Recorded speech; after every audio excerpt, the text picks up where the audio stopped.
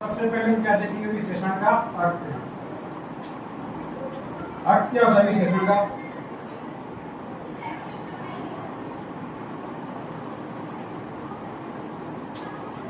विशेषता बताने वाले शब्द।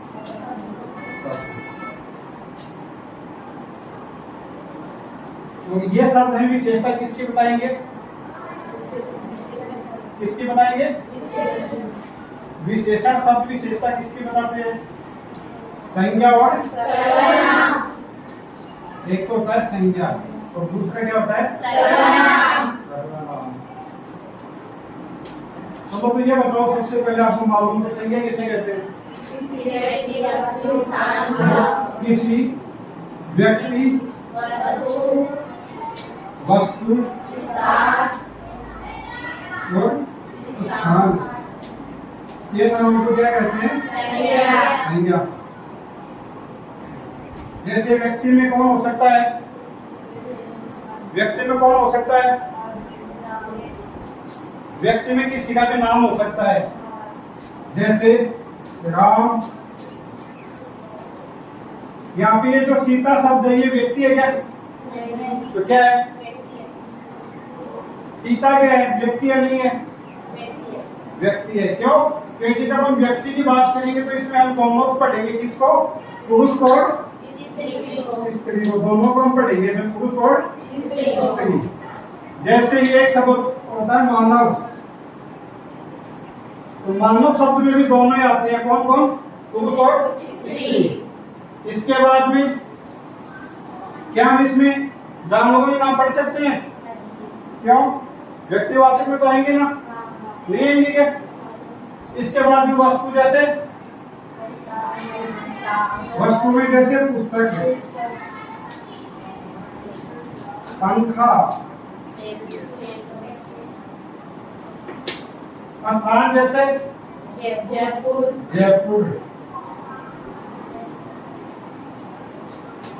जयपुर के बाद में क्या भारत हो सकता है क्या इसमें? इसके बाद जैसलमेर।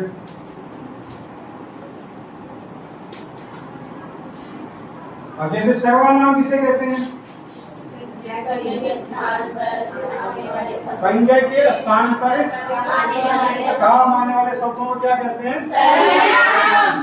जैसे राम जयपुर गया है, वह आज नहीं आएगा। ये बताओ, इसमें राम क्या है? राम क्या है? संज्ञा।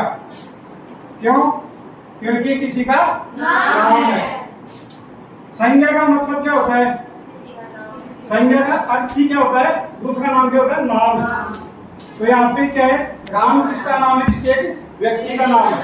राम जब गया है, वह आज नहीं आएगा। ये वह शब्द किसके लिए है? सर्वनाम। तो ये कब हुआ? जब इसके स्थान में प्रयोग हुआ।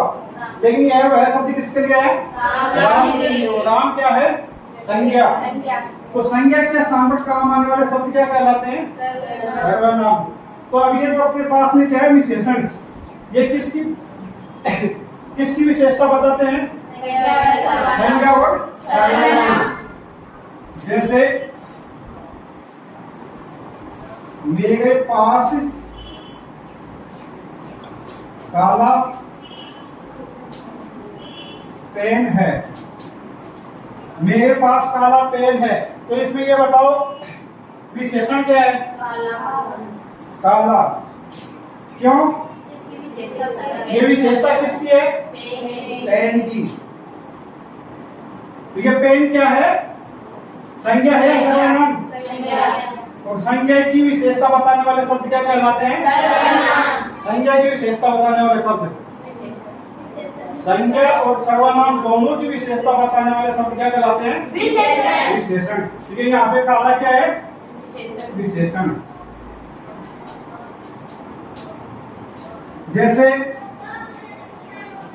मोटा आदमी, इसमें विशेषण क्या है? मोटा। ईमानदार,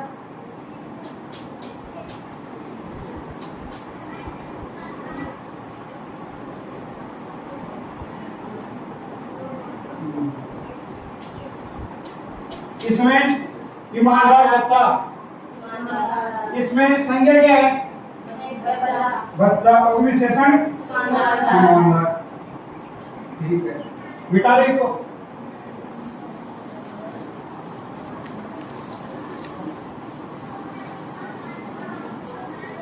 विशेषण जानते क्या होता है? नहीं जानते? देखो, विशेषण होता है कि जिसकी विशेषता बताई जाए, जिसकी विशेषता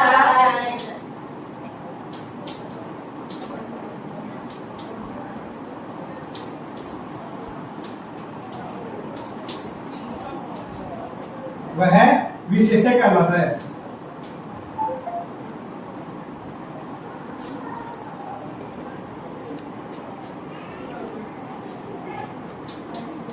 जैसे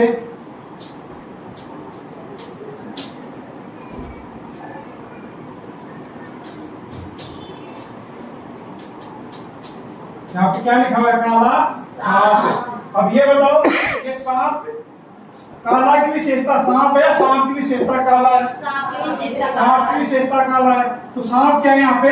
संज्ञा। और संज्ञा की विशेषता बताने वाला शब्द क्या कहलाता है?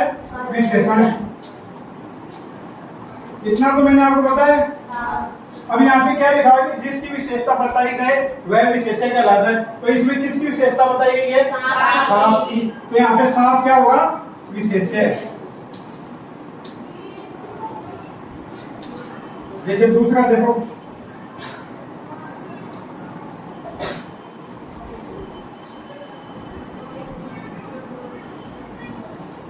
सुंदर वधु। वधु का मतलब जानते हैं कि किसे कहते हैं? वधु। वधु किसको कहते हैं? जैसे एक होता है ना वर और वधु। वर का क्या होता है? दुल्हा। और वधु का दुल्हन। ठीक। तो सुंदर वधु का मतलब क्या हुआ? सुंदर दुल्हन। तो इसमें बताओ कि विशेषण कौन सा है, विशेषण कौन सा है? विशेषण तो कौन है? सुंदर। ये तो क्या होगा? विशेषण। और ये क्या वधु क्या होगा? विशेषण। हमें क्या याद रखना है कि जिसकी विशेषता बताई जाए वो क्या कहलाएगा? विशेषण। और जो विशेषता होगा वो क्या कहलाएगा? विशेषण।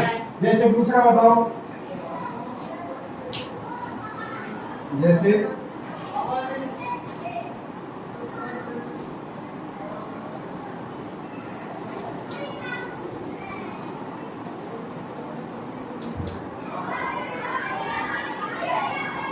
अब इन दोनों शब्दों में बताओ विशेषण कौन सा है? सुंदर पक्षी में कौन सा है? विशेषण कौन सा है? विशेषण नहीं पूछा, विशेषण पूछा है। पक्षी पे क्या है? विशेषण। वो सुंदर क्या है? विशेषण। इसी में काला क्या है? विशेषण।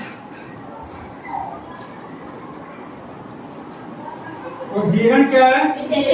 विशेषण। कितना समझ में आया?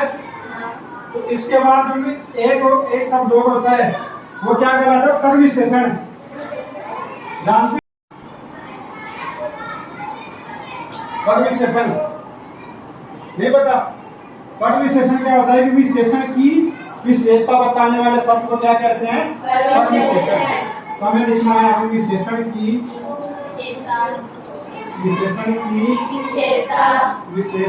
बताने वाले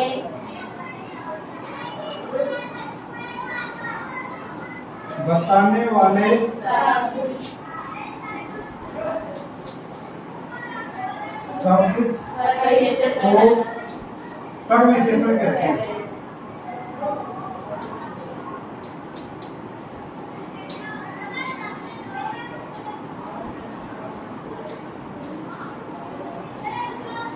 जैसे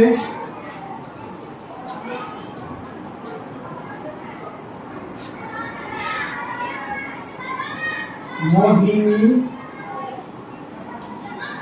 सबसे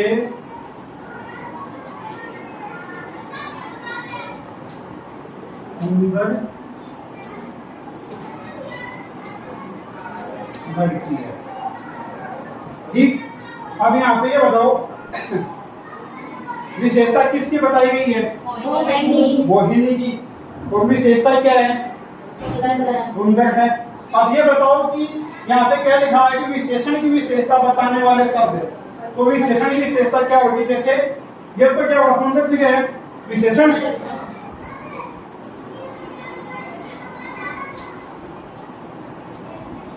अब मैं ये कहूँ कि वो बहुत सुंदर है, तो यहाँ पे सुंदर शब्द तो क्या हुआ? विशेषण। तो विशेषण की विशेषता का मतलब क्या हुआ कि जैसे वो बहुत सुंदर है। सुंदर तो है लेकिन वो क्या है? बहुत सुंदर है। तो यहाँ पे जो क्या है? सबसे सबसे ये क्या होगा? परविशेषण।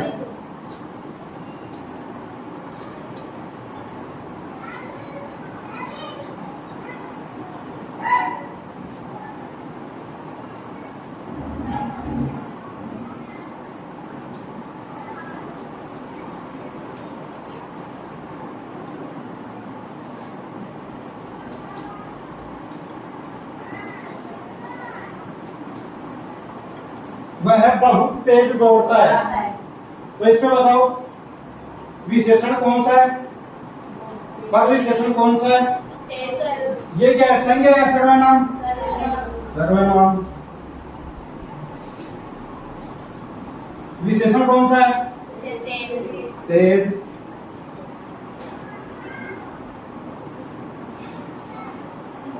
तो परविशेषण कौन सा है? बहुत।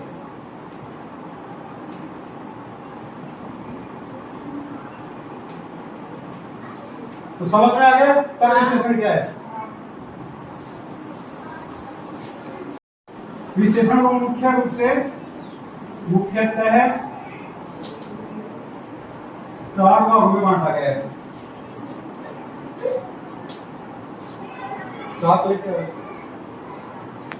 कौन सा है? गुणवाचक समास, गुणवाचक विशेषण।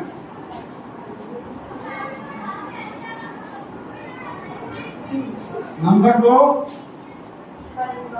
परिमाण कहां से आ गया? सबसे पहले दूसरा पे कौन सा था? संख्यावाचक। संख्यावाचक विशेषण।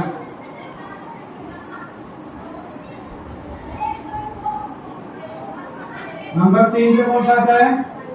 परिमाणवाचक।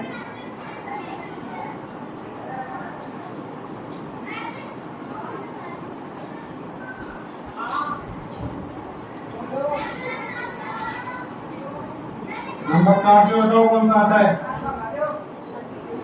कौन सा आता है?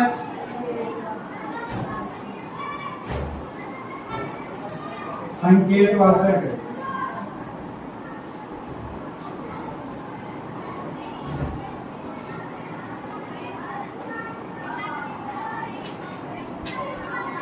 मुख्य रूप से तो कितने होते हैं? ये 4 होते हैं, लेकिन एक अन्य होता है जिसको हम 500 भी बोल सकते हैं, लेकिन वैसे मुख्य कितने होते हैं? 4 होते हैं। लेकिन अन्य कौन सा होता है? व्यक्तिवाचक। पढ़ाया गया इसके बारे में?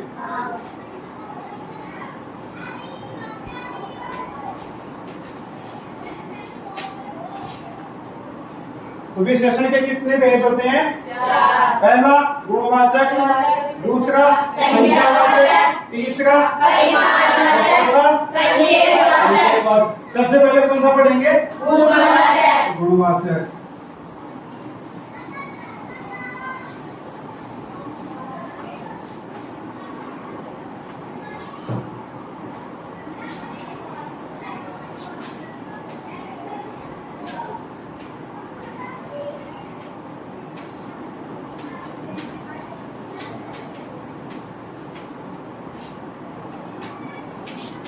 इसकी परिभाषा कौन बताएगा?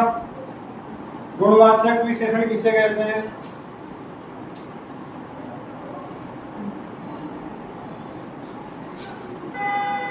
वह शब्द जो संज्ञा या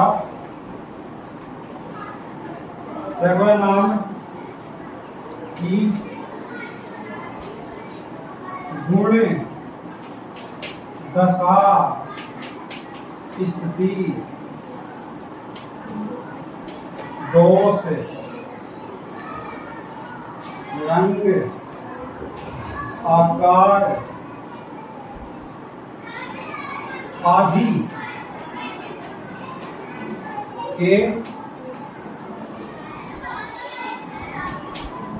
आधार पर विशेषता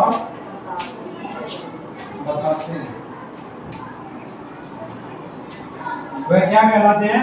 गुणवाचक विशेषण। देखो क्या लिखा है, वह शब्द जो संज्ञा सर्वनाम की गुण दशा स्थिति दोष रंग आकार आदि के आधार पर विशेषण बताते हैं, उसे क्या कहते हैं? गुणवाचक विशेषण। जैसे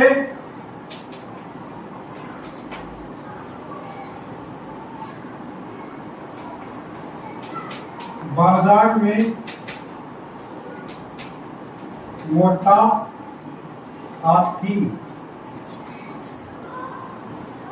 घूम रहा था। अब ये बताओ, बाजार में मोटा हाथी घूम रहा था, आपको ये तो मैंने बता दिया था ना पहले ही कि मतलब कि संज्ञा कौन सा है, विशेषण कौन सा है। तो इसमें संज्ञा क्या है? हाथी। और हाथी की विशेषता क्या है? जो है मोटा है, मोटा। अब ये बताओ, यहाँ पे देखो, वह सब जो संज्ञा सर्वनाम की गुण दशा स्थिति दोष रंग आकार के आधार पर विशेषता बताए, वो क्या कहलाता है? गुण। तो इसमें कौन सा आएगा? ये हो गया ना, यानी मोटा क्या है? हाथी का आकार है ना।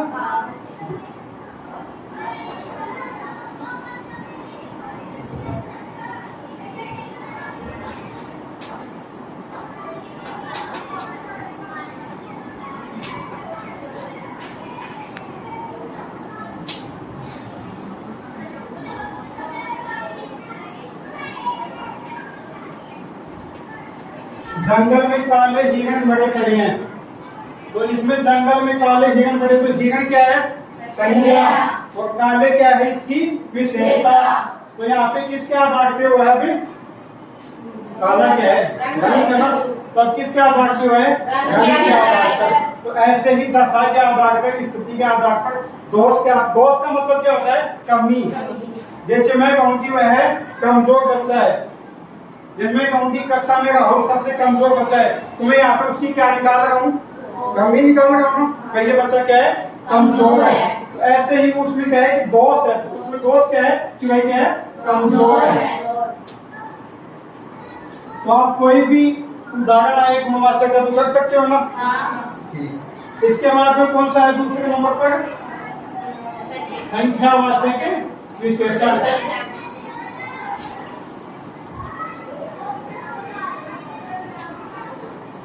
जो पढ़ा है वो समझ में आया ना।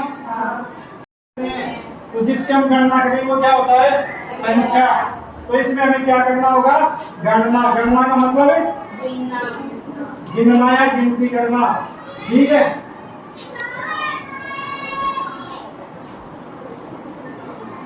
वह शब्द जो संख्या के आधार पर विशेषता बताए।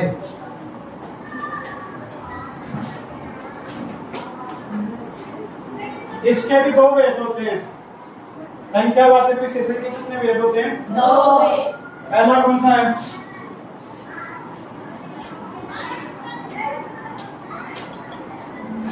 निश्चित संख्यावाचक।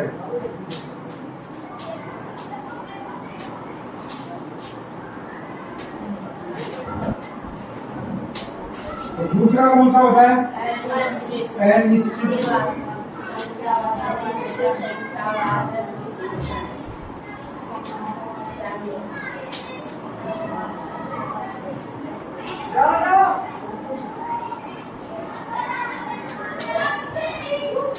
तो ये बताओ यहाँ पे दो शब्द हैं, एक तो निश्चित और एक अनिश्चित। निश्चित और अनिश्चित का मतलब क्या होता है? निश्चित का मतलब तो होता है कि हमें इसका मालूम है, ये एग्जैक्ट वही चीज है।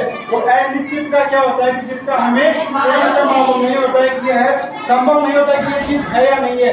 जैसे मैं कहूँ कुछ छात्र बाहर है, और दूसरा ये है कि 5 छात्र बाहर है। अब ये बताओ आपको कौन से में मालूम चल रहा है? कुछ छात्र बाहर है, ये निश्चित है क्या अनिश्चित? और ये 5 छात्र बाहर है, तो इस समय क्या होगा? जैसे इसमें कौन सी संख्या होगी?